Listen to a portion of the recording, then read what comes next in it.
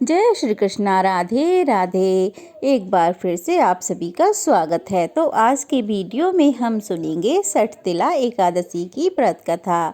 तो चलिए बिना देरी किए हुए कथा शुरू करते हैं। और लास्ट में आप यह भी जानेंगे कि सठतिला एकादशी की पूजा विधि क्या रहेगी।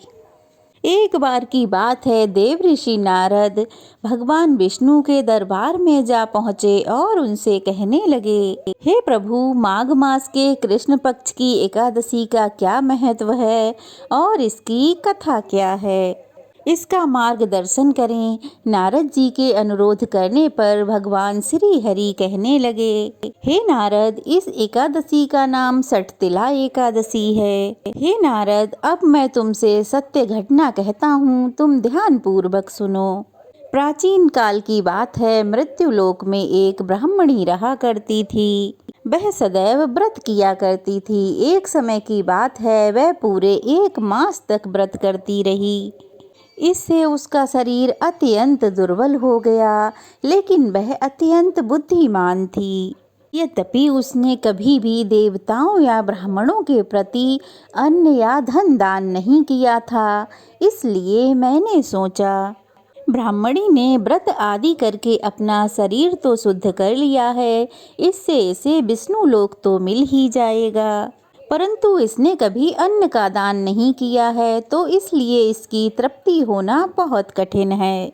फिर भगवान ने आगे कहा कि ऐसा सोचकर एक बार मैं मृत्युलोक में भिक्षा मांगने उसके द्वार पर जा पहुंचा, ताकि उस ब्राह्मणी का उद्धार हो सके। अब उसके पास देने को तो कुछ नहीं था, तो वो क्या करती, उसने मिट्टी का एक पिंड मुझे दे दिया। अब मैं उसे लेकर स्वर्ग में लौट आया। कुछ समय की बात है, ब्राह्मणी भी अपना शरीर त्याग कर स्वर्ग लोक में आ गई। मिट्टी का दान करने से उस ब्राह्मणी को स्वर्ग में बहुत ही सुंदर महल मिला, लेकिन अन्न आदि का दान न करने से उसको अपना महल एकदम खाली मिला, शून्य मिला। इससे वह ब्राह्मणी घबरा गई और घबराकर मेरे पास आई और कहने लगी, हे प्रभु, मैंने तो अनेक व्रत आदि करके आपकी पूजा की है, फिर भी मेरा घर अन्न आदि सब वस्तुओं से शून्य क्यों है? इसका क्या कारण है? तब मैंने भिक्षा मांगने वाली जो बात थी वह उसे बताई। अब ब्राह्मणी पश्चाताप करते हुए विलाप करने लगी। तब मैंने उससे कहा कि तुम पहले अपने घर को जाओ, देव स्त्रियां आएंगी तुम्हें देखने के लिए, पहले उनसे सठतिला एकादशी की व्रत और विधि सुन लो, तब द्वार खोलना। मेरे ऐसे वचन सुनकर वह अपने घर को चली गई। ब्राह्मणी ने द्वार बंद कर लिया। जब देव स्त्रियां आईं, द्वार खुलवाया तो ब्राह्मणी बोली, अगर आप मुझे देखने आई हैं तो पहले मुझसे सठतिला एकादशी का महात्म्य कहो। तब उनमें से एक देव स्त्री कहने लगी, ठीक है, मैं कहती हूँ। जब ब्राह्मणी ने सठतिला एकादशी का महात्म्य सुना, तब उसने द्वार खोल दिया। देवांगनाओं ने उसे देखा कि ना तो वह गंधर्वी है, ना आसुरी है, वरन पहले जैसी मानुषी है। अब ब्राह्मणी ने उनके कहे अनुसार सठतिला एकादशी का व्रत किया। इसके प्रभाव से वह बहुत ही सुंदर और रूपवती हो गई तथा उसका घर अन्न आदि समस्त सामग्रियों से भर गया। इसलिए हे नारद, जो कोई भी इस दिन तिलों का स्नान और दान करता है, उसके भंडार अन्न धन से भर जाते हैं।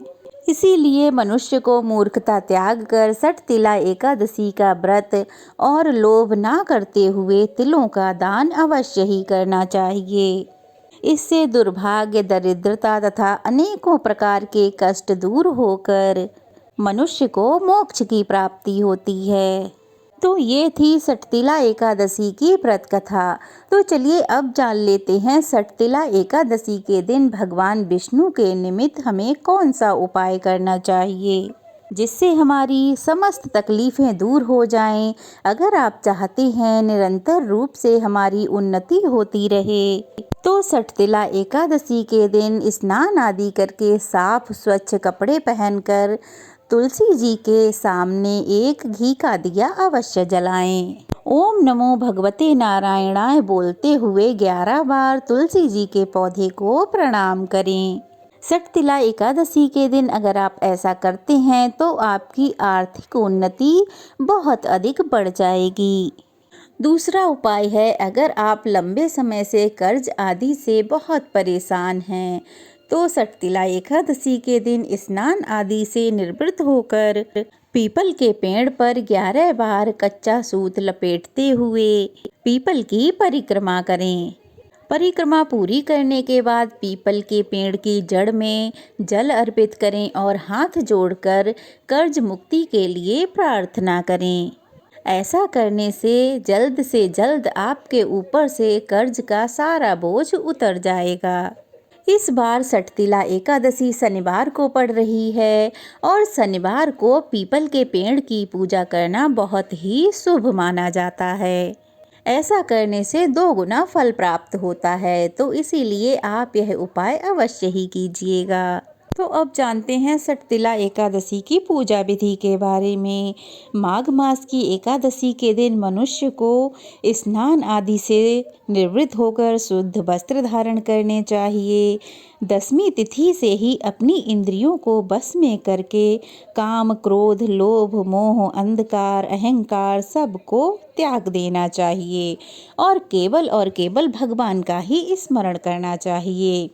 एकादशी के दिन सफ़ेद तिल का उपटन लगाकर पानी में तेल मिलाकर स्नान करना चाहिए। स्नान आदि नित्य क्रिया से निवृत्त होकर श्री विष्णु भगवान जी का पूजन करें और एकादशी का व्रत धारण करें संकल्प लेकर।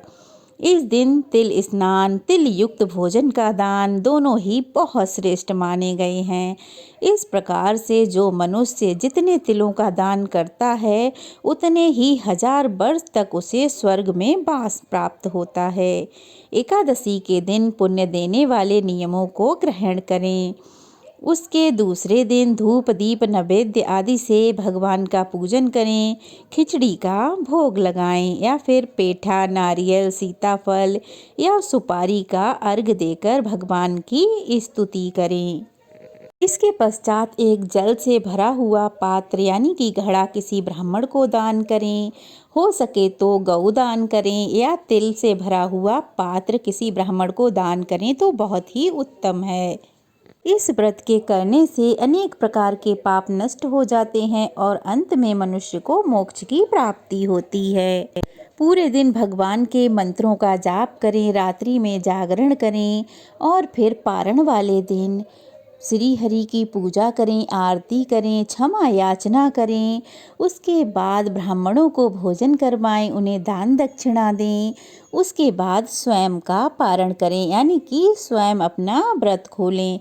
व्रत में दान दक्षिणा देना बहुत ही अच्छा माना जाता है और कुछ न कुछ दान हमें अवश्य ही करना चाहिए। सटतिला एकादशी में खास करके हमें तिलों का दान करना चाहिए।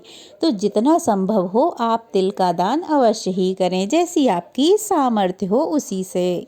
भगवान विष्णु को तिलों का ही भोग लगाएं और जो भी आप भोग बनाते हैं उसका भी भोग लगा सकते हैं, लेकिन अगर तिल का भोग लगाते हैं तो ज़्यादा अच्छा है। तो ये थी आज की वीडियो। कैसी लगी कमेंट बॉक्स में ज़रूर बताइएगा। अच्छी लगी हो तो वीडियो को लाइक करके शेयर कीजिएगा। ढेर सारा प्यार और आशीर्वाद दीजिएगा। नए हैं तो प्लीज़ चैनल को सब्सक्राइब कीजिएगा। तो चलिए फिर मिलते हैं। जय श्री कृष्णा। राधे राधे।